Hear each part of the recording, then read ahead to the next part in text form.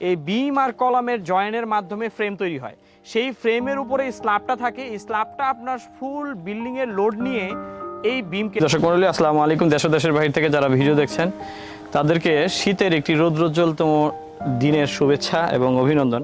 আমরা আজকে 0162 জনাবা মাসুদা বেগম সাহেবার যে চারতলা বাড়ি, সেই চারতলা বাড়ির ছাদের যে কার্যক্রম, সেই কার্যক্রম পরিদর্শনের জন্য আসা। তো এখানে শফিক ভাই আমাদের সাথে আছে এবং ওনার যে সুযোগ্য সন্তান আলভি ভাই, উনি আমাদের সাথে আছেন। তো কিছু বিষয় আপনাদের সাথে শেয়ার করার জন্য এখানে দাঁড়ানো ভিডিওর সামনে। সেটা হচ্ছে আমরা সবসময় বলে থাকি আপনাদেরকে তিনটি বিষয় বিল্ডিংয়ের সময় সচরাচর ফ্যাক্টর হয়ে দাঁড়ায়।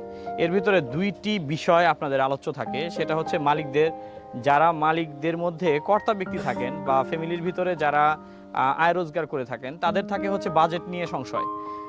চায়ের দোকানে, পাড়া মহল্লায়, নাপিতের দোকানে সব জায়গায় আলাপ থাকে যে বাড়িটি করতে আমার কত টাকা খরচ হবে, অর্থাৎ বাজেটটা কি হবে।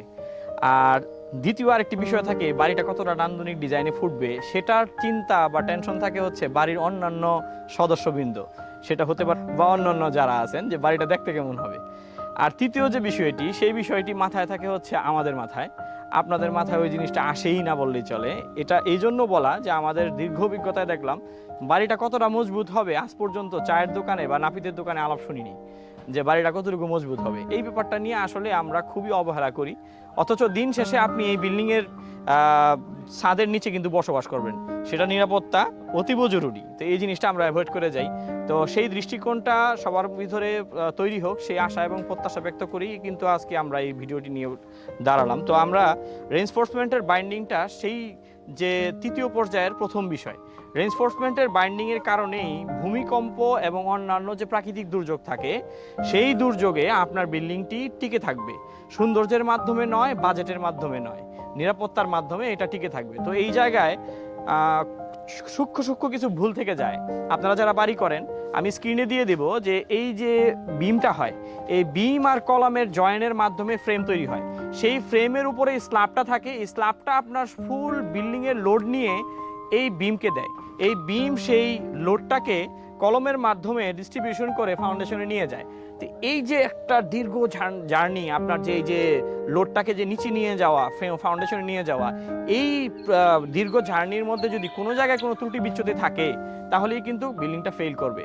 তো ঠিকাদার সাহেব যারা থাকে তাদেরকে আমরা সবসময় সচেতন থাকতে বলি যে এই যে আপনার সিস্টেমেটিক যে একটা ফ্রেম তৈরি করার যে বিষয়টা, যেহেতু বাংলাদেশে ফ্রেম স্ট্রাকচার বিল্ডিংই বেশি হয়, তো ফ্রেম স্ট্রাকচারের ক্ষেত্রে এই বিম কলামের জয়েন্টটা অতীব জরুরি।